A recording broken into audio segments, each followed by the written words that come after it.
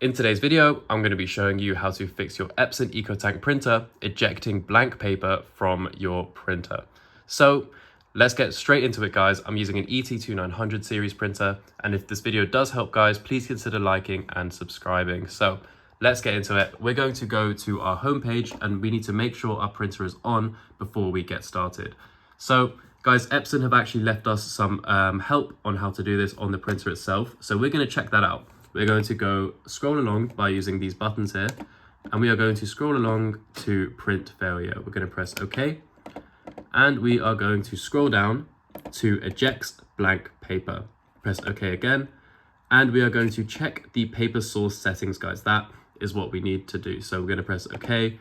And guys, so what this is saying is we need to make sure that the settings on our printer are the same as what we are loading into the paper. So to do this, guys, all you need to do is to take your paper out and place it back in again. Just take it out and place it in. Sorry, I'm not doing this very well. Place it back in again.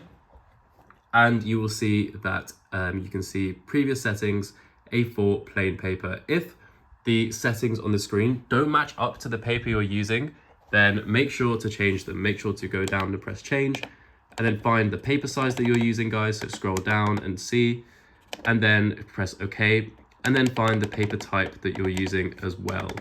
So that should hopefully help your issues. We're going to press OK and press OK again, and we will be done. So that is the first solution. If that didn't help, guys, we're going to look at the other one. So we're going to press eject blank paper again and load paper properly. So I'm going to show you guys how to do that now. So guys, to load your paper properly, you need to make sure that you are triggering that prompt on the home page. That generally means that your paper is loaded properly, but we're going to have a look here. So we're going to lift this flap, take the paper out, guys. And to load it properly, we need to make sure that this rear panel is out and back.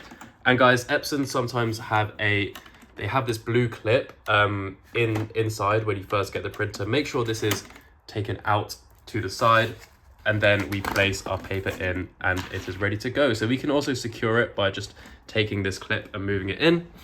And then here we go. So now it's loaded properly, and we're going to press confirm. Now, the last option, guys, is to perform a power cleaning. So hopefully, guys, this one is the most effective for you that are having serious issues.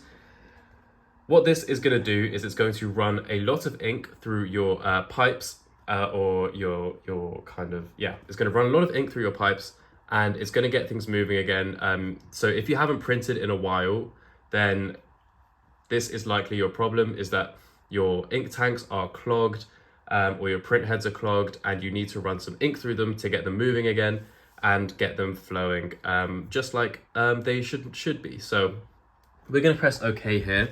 And guys, I'm just going to say a few things before we start the power cleaning.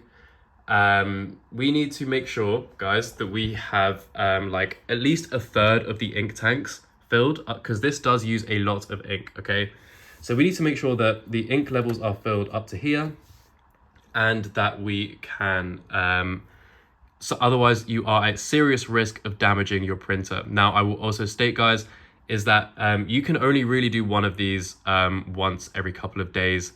Otherwise, you are also at risk of damaging your printer. This uses a lot of ink, and it's a very intensive cleaning process. If you start to see some progress after this, wait a few days and then do another one. Otherwise, you might damage your printer. So it might give you this advice here. And then, okay, we're going to press OK. If you press OK now, guys, I'm not going to do one just because it takes about half an hour. And also, I've done one too recently. But trust me, guys, just press OK, and it will run the power cleaning for about half an hour to 20 minutes. And then once that's done, you will be able to go. You will be able to start printing again, hopefully, and hopefully things are getting better. But guys, that is it for today's video. If this did help, make sure to like and subscribe. That would help us out so much. And guys, if you're in the need for any printer supplies, check out our sponsor in the description. They are a global printer supply platform. They do really good deals and have fast shipping on everything. We buy all of our stuff from them, and you'd be helping out a small business, and you would be helping out us. Thank you guys very much for watching, and I'll see you in the next one.